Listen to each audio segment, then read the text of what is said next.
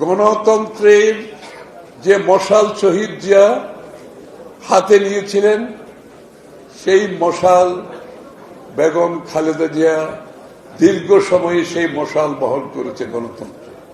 She is the torch bearer of democracy. She is the torch bearer of democracy. সেই মশাল তারেক রহমানের হাতে তুলে দিয়েছে।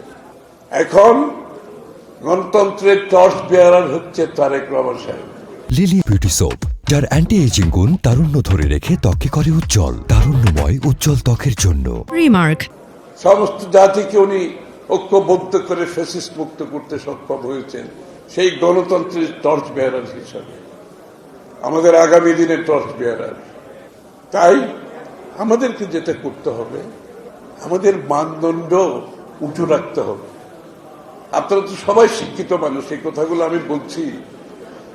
জাতিকে শৃঙ্খলিত করতে হবে, শৃঙ্খলা আনতে হবে। আমি খুব খুশি হয়েছে, মিটিংটা আজকে 1 ঘন্টায় শেষ করে দিয়েছি।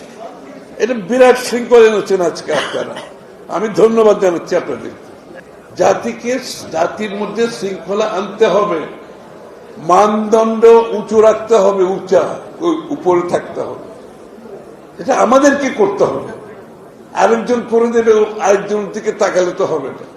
আমাদের প্রতিটি কাজে কর্মে আগামীর যে বাংলাদেশ হবে তারেক রহমান সাহেবের নেতৃত্বে আমাদের মধ্যে শৃঙ্খলা আনতে হবে, আমাদের মানদণ্ডে উঁচুতে নিতে হবে।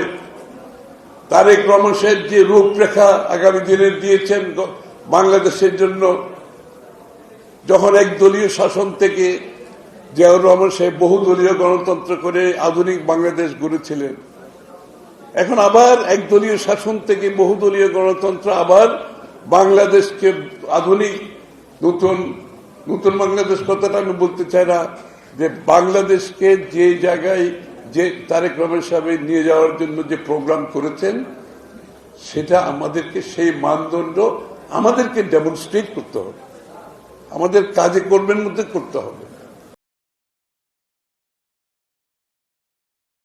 লিলি বিউটি সোপ, যার অ্যান্টি এজিং গুণ তারুণ্য ধরে রেখে ত্বককে করে উজ্জ্বল, তারুণ্যময় উজ্জ্বল ত্বকের জন্য। রিমার্ক।